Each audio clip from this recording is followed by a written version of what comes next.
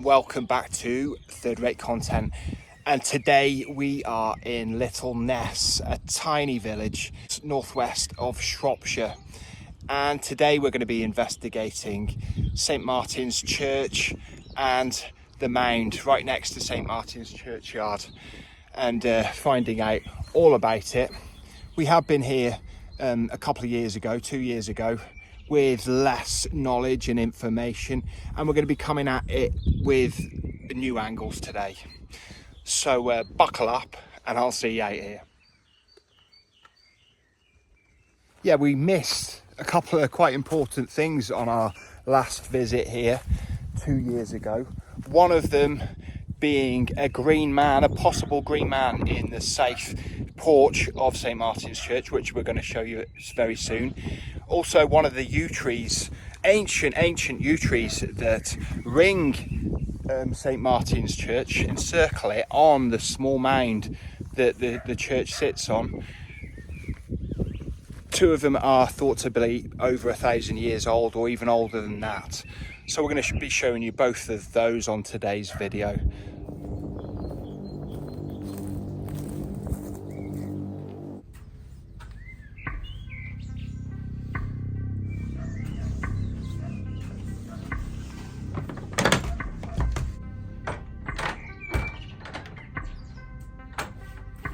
Sadly, St Martin's Church is shut for good. I did contact the vicar of St Martin's a couple of weeks ago, and she said call back after Easter, but she didn't sound particularly interested, and I thought I wouldn't bother her any further. And it isn't just this vicar, it's a problem with the Church of England in general, in this country of England, obviously, that they seem obviously have their concerns are money and their congregation, which has dipped rapidly over the last couple of decades, but they seem to completely ignore the mystical nature of some of the sites their churches occupy, being obviously only interested in secular things like money and, like I say, people coming and providing money for the church. So we won't be visiting inside, but all the best things once again are exterior in this church of St Martin's.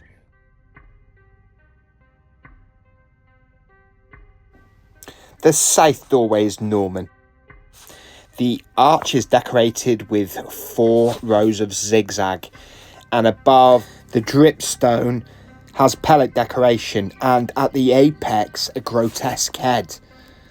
Above this is a larger head, possibly and probably a green man. Very apt for the time of year of our visit, and hopefully not the only green man we'll be seeing this summer. This all reminds me of a character from The Green Man. It's a show I watched recently.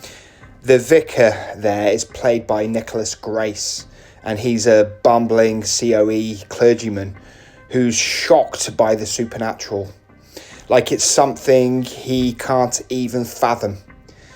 Nicholas Grace was brilliant in that role. He captured this COE's rationalist mindset perfectly, where they dismiss the mystical as superstition, and he's also fantastic as the Sheriff of Nottingham in Robin of Sherwood, a show that leans heavily into the folklore and magic of medieval England, with sorcerers and evil nuns who turn out to be witches, forest spirits, and a mystical take on Robin Hood. We'll come back to that show later because it ties into the kind of folklore we're exploring here.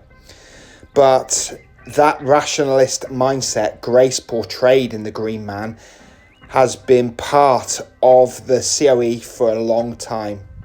And I think it's why they're missing the chance to bring places like Little Ness back to life, especially with symbols like these yews that connect us to the ancient past.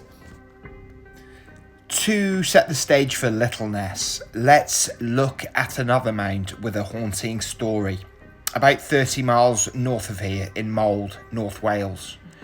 It's called Bryn y Ielion, or the Hill of the Goblins, and it's tied to one of Britain's most incredible archaeological finds, the Mould Gold Cape.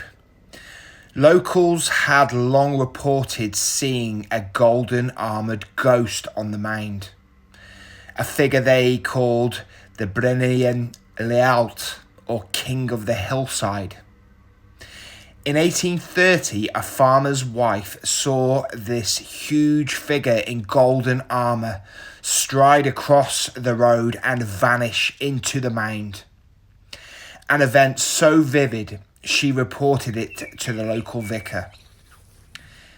In 1833, when the mound was excavated, they found the Mould Gold Cape, a Bronze Age artefact from 1900 to 1600 BC, along with the skeleton, proving the ghost stories had a basis in reality.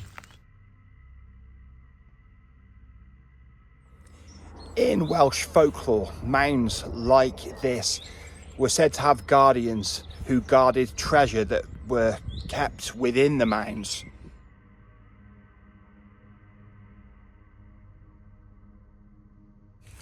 This connected the living with the dead in their tales. The well nearby was said to be haunted by a white lady, Laddie Wen.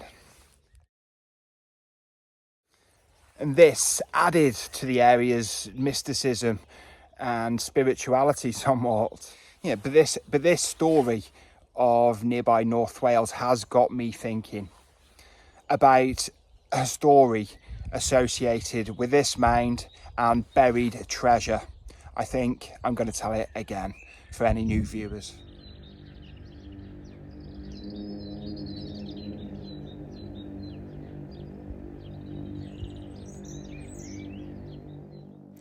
According to Shropshire folklore by Georgina Frederica Jackson, this mound is said to be the burial place of Cymdillan, the last Welsh lord of Pengwern. He died around 657 AD in a reprisal attack by Northumbria. Roy Palmer's The Folklore of Shropshire also links it to Cymdillan, the 7th century king of Paris. This places it in a wider tradition of buried treasure in Shropshire. A local story tells of a man who dug into the mound and found a huge chest. But a great black cat sprang out, glaring at him as he tried to secure the chest with a chain and horses. The chain broke into 100 pieces and the chest vanished. A classic tale of a supernatural guardian. These yew trees might have been planted to mark this sacred site, their roots connecting to the dead, as the Celts believed. Yeah, I got these stories, or this story, from two amazing books. One is Shropshire Folklore, A Sheaf of Gleanings, written by Georgina Frederica Jackson and edited, of course, by the legendary Charlotte Byrne. And this one here, The Folklore of Shropshire by Roy Palmer. You know, they're both quality folklore books of Shropshire, but reading them, it really does put over how deep these stories, the magic, the folklore, are embedded in areas like Littleness and Shropshire in general. Mystery stones embedded in the mound.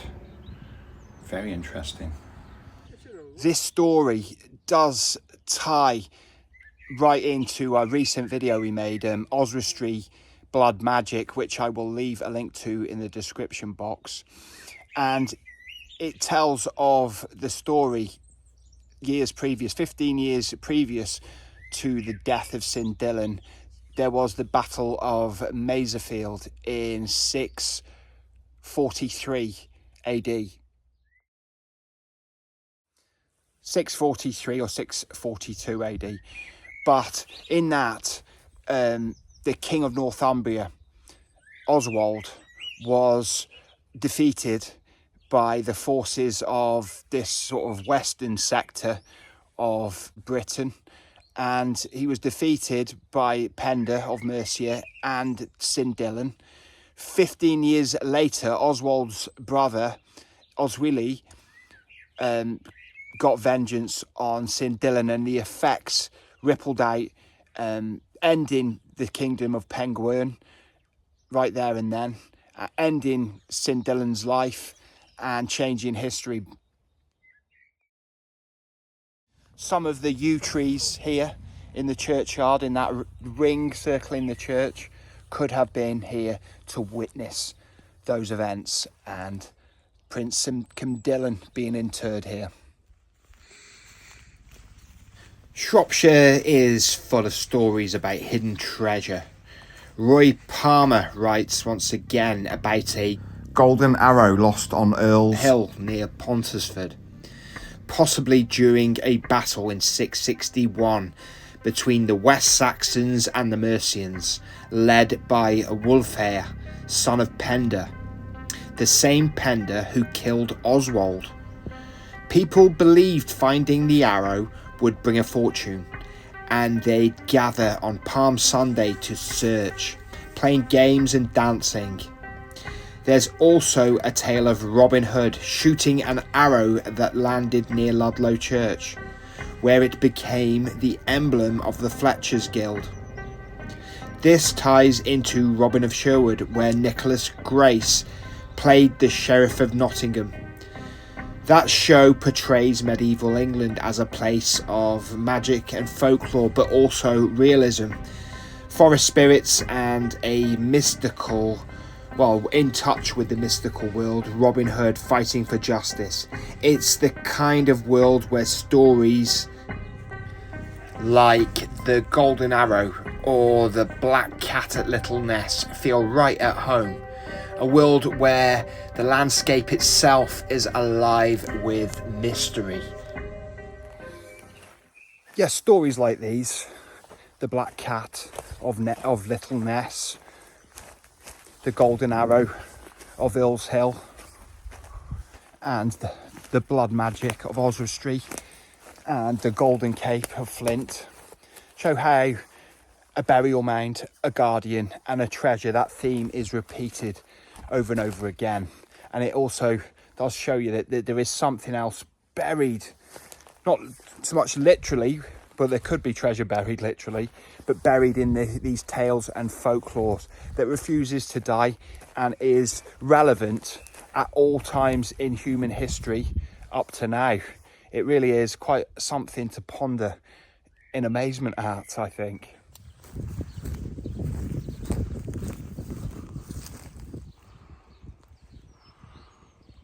I mean, these yew trees could have been planted by the ancient Brythonic people here before Christianity, and then by early Christians to symbolise eternal life. It's historical continuity, extremely in the extremity. These yew trees standing here could have been here to witness Cyndylan being interred just the other side of the church, and the nearby bloodshed of when Oswili took his vengeance on Cyndylan. And it would also sort of put over that this site would have been pre-Christian if it fitted into the Cyndylan narrative, because Oswald and the Northumbrians were Christian, but the Cyndylan and Penda of Mercia were pagans, hence the martyring of Oswald. So this site would have been venerated by the Pengwern people and people of that mindset. But now the site is closed. The church is closed to the public under Church of England management. The spirituality that has probably gone on here for thousands of years is at its lowest ebb under the Church of England's management. And what is to become of it? I mean, things could be done. More could be made of it. Its mystical history, rather than just being left shut and basically in a very much a state of not encouraging people to visit, you know, by all the sort of harsh don't steal lessons everywhere. Nobody wants to steal, but everybody wants to see open churches. It really is that simple. And church roulette really should be a thing of the past.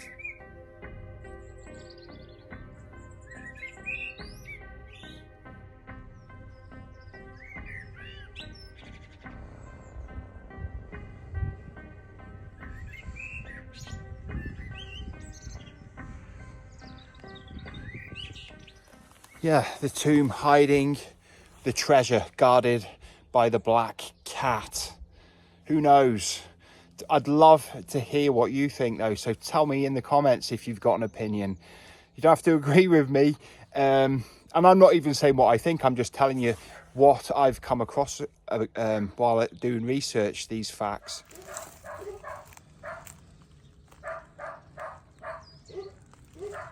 And I've got to say, this place has got like a silky, kind of semi-spiritual atmosphere.